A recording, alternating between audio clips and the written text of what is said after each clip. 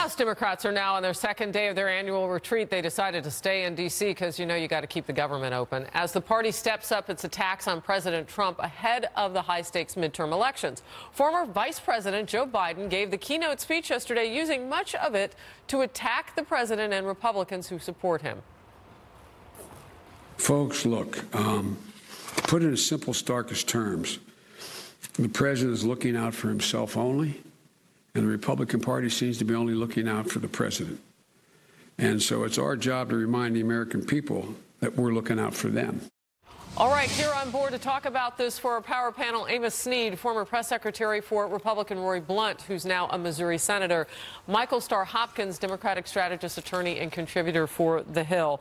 Amos, happy birthday, by the way. Oh, thank you very much. I want to come to you first. So, anti-Trump, that's the message from Democrats. Is that going to work? I don't think it works. I've actually talked to a few Democrats who are frustrated. They're frustrated that there is no vision here. I mean, if you look at what President Trump did on the campaign trail, say what you will about him, people knew where he was headed, and you didn't see any of that yesterday if you looked at former Vice President Biden's speech. It was an attack. They're upset. They're complaining, but there is no vision. Nobody knows what would happen if you voted for Democrats in this election based on that speech yesterday. Well, and it only gets more complicated, Michael, because people are now opening their paychecks and they're starting to feel in a very real manner the tax cuts and things that Republicans have put into place. I think as a Democrat running for Senate in New Jersey, I can talk to this. Yeah, you're trying to unseat Bob Menendez, who now it's been declared, they dropped those charges against him on a retrial. So you got your hands full. It's going to be a tough race, but I think the Democrats can chew gum and walk at the same time.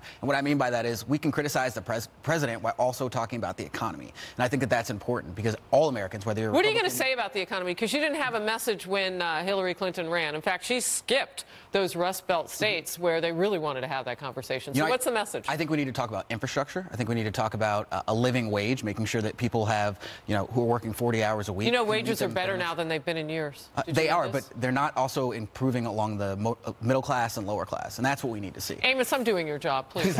You're doing such a good job there, Harris. Thank you.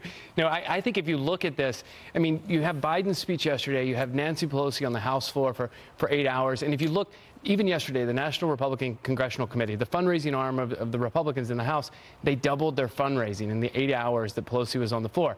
So I think if you see more of these speeches by the Democratic leaders that are just complaining, not laying out a vision, as a Republican, I like to see that. I think it helps us going into November. You heard the president talking about her. He hopes they don't change Nancy Pelosi. The problem with that, or the challenge will be for Democrats, if they're fundraising while she's on the floor, she's not going to be on the floor every day. There's some challenges within your own party to Nancy Pelosi. And so what are you going to do? Democrats have things that we need to work out. But, when you look at races... Name one.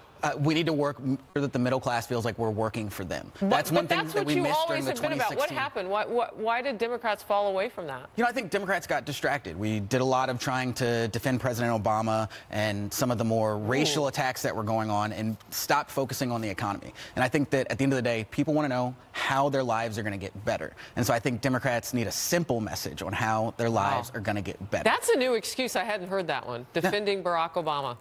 It's true. I love President Obama, but I think Democrats got a little distracted in trying to always defend him and not getting towards their message, which is improving the lives. Hey, I think, speaking of improving lives, if you look and you speak of the paychecks, you look at what the economy is doing, I think that helps Republicans going into November. And it also helps when the other side is just complaining. We're outraged. We don't like this president.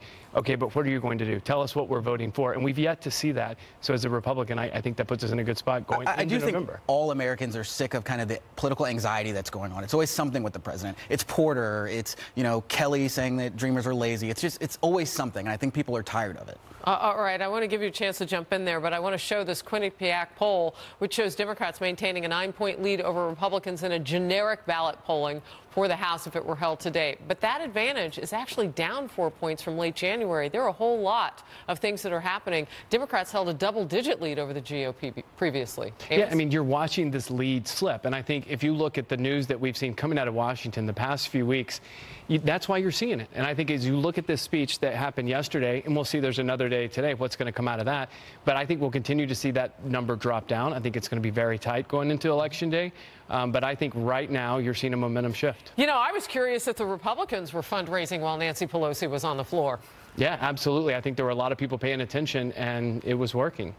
I think it'll play well with the female base in the Democratic Party, though. I mean, Nancy Pelosi is someone who has been able Which to... Which part will play well? The fact that she stood on the floor in high heels? I think the fact that she stood up and said that no matter what the budget said, if it didn't include Dreamers, that she was willing to stand up and fight. You do realize that Chuck Schumer just capitulated and signed a deal on the Senate side that didn't have Dreamers in it, but 2 weeks ago he shut the government down. And that bill still has to make its way. Are you having an identity crisis in your party? Well, the Democrats are a big tent party, so there are going to be a lot of differing views. And I think right now, Amos. we're trying to get that together. Okay, we're awaiting the White House press briefing. You guys stay pat.